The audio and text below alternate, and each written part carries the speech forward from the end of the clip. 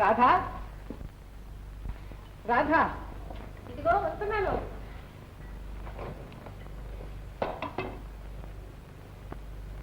ఎంతసేపటి నుంచి నిన్ను పిలుస్తున్నానో తెలుసా? పూజగిలో ఉన్నాను, వినబడలేదు. ఓహో, భక్తి రసంలో మునిగిపోయినావు అనుకుంటాను. మీ వేళాకోళానికి ఏం గాని? ఇవన్నీ ఏమిటండి? ఇవన్నీ నీ సౌందర్యం వృద్ధి చేయటం కోసం ఏర్చి కూర్చి తెచ్చిన అపురూప వస్తువులు. అలాగా? నీ కోసం ఎంత కష్టపడి ఇవన్నీ తీసుకొచ్చానో తెలుసా రాధా? అవును, మరి కష్టపడద్దు. సరే గాని ఇవి ఎంత బాగున్నాయండి. మీ సెలక్షనే వేరు. అది సరే, అవన్నీ ఒకటి తర్వాత ఒకటి తనిఖీ చేయి. మరి ఆ చీరకు మ్యాచ్ కావడానికి నేనేం తీసుకొచ్చానో తెలుసా? ఏం తీసుకొచ్చారు? ఇదిగో.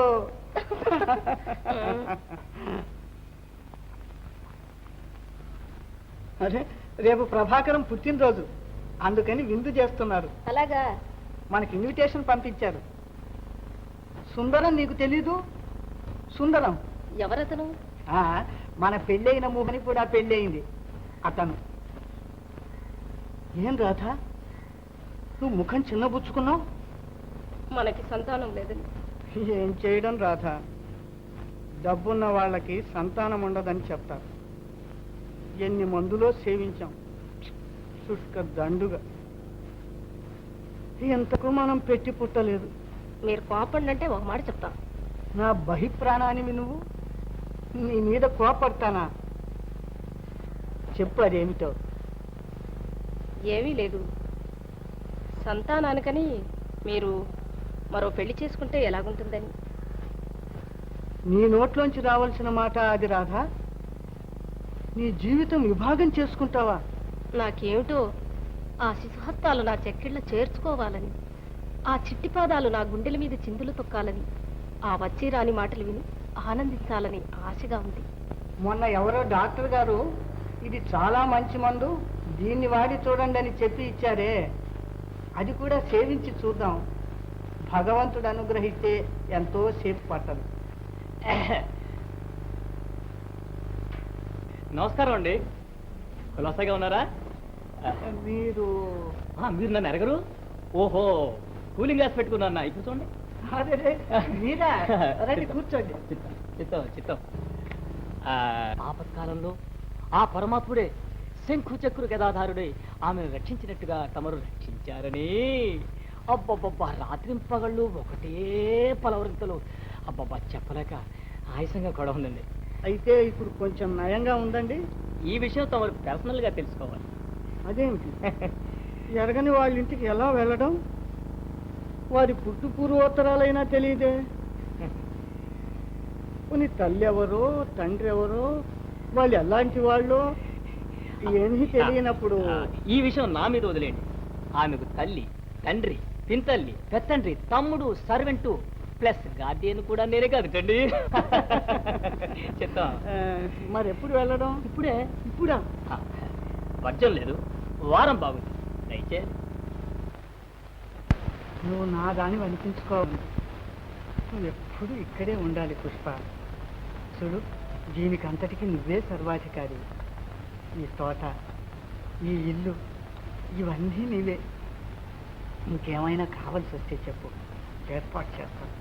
మీరు మంచి ఉద్దేశంతోనే చెప్తున్నారు, కానీ లోకులు కాకులు వంటి వారు నన్ను ఆక్షేపిస్తారు. సరే, నా హృదయంలో స్థానం ఇచ్చి నిన్ను నా భార్యలాగా చూస్తూ ఉంటే ఎవరు ఆక్షేపించేది? పుష్ప పుష్ప. ఎంతైనా పెళ్లి చేసుకుని పెళ్ళా ఉండరు కదా నన్ను. ఫలాని వారి భార్య అని అనిపించుకునే గౌరవం కావాలి నాకు. మనసు ఒకటైతే చాలదు పుష్ప. 10 మందిలో తిరిగేవాడిని కనుక కొంచెం వెరవాలి. నేను మాత్రం 10 మందిలో తిరగొద్దు.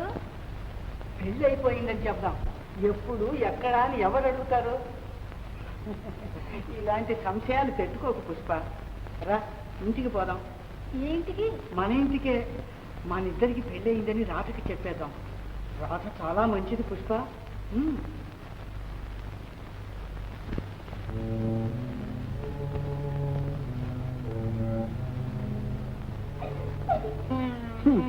చూశావా, అందుకనే చెప్పడానికి సందేహించాను.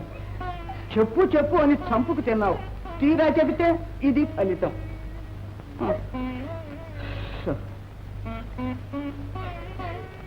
ఇలా చూడవు రాధా. నా జీవితానికి చిట్టు పెట్టారే. రాధా, నీవెంతటి త్యాగానికైనా సిద్ధపడే ధర్మదేవతమనే అభిప్రాయంలో ఉన్నాను. అందుకేనా మీకు ఇంకో భార్య? నేనెంత మాత్రం ఒప్పుకోను. వెనక ఒకనాడు సంతానం కోసం మరో పెళ్లి చేసుకుంటే ఎలాగుంటుందన్నావు. ఆ శిశుహస్తాలు, ఆ చిట్టి చిట్టి పాదాలు చిందులాడుతూ ఉంటే ఇంకా ఏమేమో అన్నావు. జ్ఞాపకం ఉన్నదా? ఇదిగో రాధా, నువ్వు ఇలా ఏడుస్తుంటే నాకు మతే పోతోంది. పోనీ నేను ఎక్కడికైనా వెళ్తానులే. మీరెక్కడికైనా వెళ్ళిపోతే నేనెవరి కోసం ఇక్కడ ఉండడం? మరి ఆ అమ్మాయి మాట? సరే, కోరి తెచ్చుకున్నారు. మీ సంతోషమే నా సంతోషం.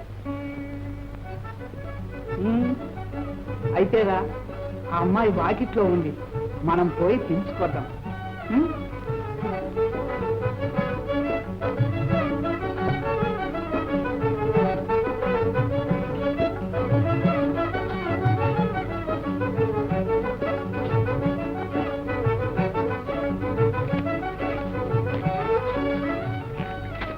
మీ అక్కగారు,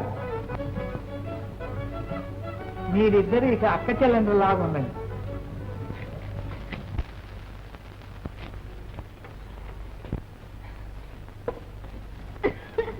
ఇదేంటి మావా, పెళ్లికి వెళ్తూ పిల్లల సంకర పెట్టుకుని వెళ్ళినట్టు ఇక్కడ కూడా ఇచ్చించారా?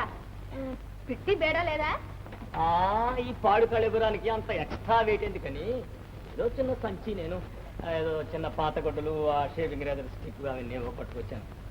అయినా నువ్వు తలుచుకుంటేనా ఈ సంచిని 3 నిమిషాల్లో నింపేగలవు. వేటితోటి అన్నట్టు నీ సవిత ఎలాగుంది? నీ మాట వింటుంది కదూ? అక్కయ్య గురించి అడుగుతున్నారా? పాపం, అలాంటి మనిషిని ఇక చూడబో. ఒక అమ్మ కడుపున పుట్టలేదు కానీ సొంత అక్క చెల్లిలాగా ఉంటున్నావు. ఆ ఇల్లాల గురించి ఏమన్నా అనుకుంటే మహాపాపం. ఓహో, అలాగా? అవును మావా, నాకే లోటు లేదు. ఉభయలు నన్ను ప్రేమగానే చేస్తున్నారు. ఓ పిచ్చిదానా, ఇప్పుడు అంతా అలాగే ఉంటారు. రాను రాను మనుషుల తత్వాలు మారుతూ ఉంటాయి. ఒకవేళ మన రోజులు బాగోలేక జమీందారు గారు గుటకాయ కనిపిస్తావు రామచంద్ర, ఆయన చచ్చిపోవాలని మనం ఏదో కష్టపడాలి కాదు. భగవంతుని దేవల్ల ఆయన ఎప్పుడు అలాగే ఉండాలి, మనం ఎప్పుడు ఇలాగే ఉండాలి. చంపావు అబ్బే దానికం లేదు. అబ్బే, ఒకవేళ జమీందారు గారు గుటకాయ స్వాహ అంటే అయితే అప్పుడు నీ గతి ఏమిటి? చెప్పు, నువ్వు ఎలాగా పరాయిదానివే. అప్పుడు నేను ఎవరు చూస్తారు? చెప్పు, ఎవరు చూస్తారు?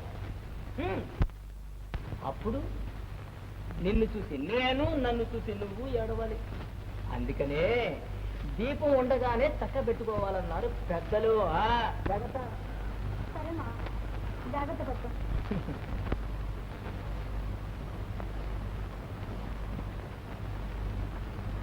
రాధా, నేను వెళ్ళొస్తా. మీరేదో ఆలోచిస్తూ రానా? సరే, వెళ్ళి త్వరగా రండి. జాగ్రత్తగా చూసుకో.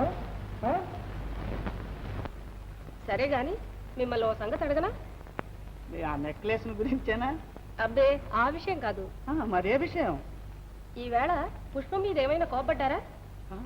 కోపడ్డానా? నీదేమన్నా కలగంటున్నావా ఏంటి? లేదు, మీరు వెళ్ళిన తర్వాత పుష్ప కాఫీ తెమ్మని తిరగొట్టేసింది. నే పట్టుకెళ్ళినా వద్దంది. ఏ ఆమెకు నీకు ఏమన్నా వైరం వచ్చిందనుకున్నారా? అబ్బే, అదేం లేదు. అయితే తలుపు బిగించుకొని కూర్చోడానికి కారణం ఆ దైవానికే తెలుసు. సరే, నేను పోయి కనుక్కుంటాను. కనుక్కోండి. పుష్ప, పుష్ప, తలుపు తెరు. ఏం పలకవు పుష్ప? నా వరహాల పుష్పవు కదూ. ఇదిగో, తలుపుకపోతే నేను భోజనం చేయను.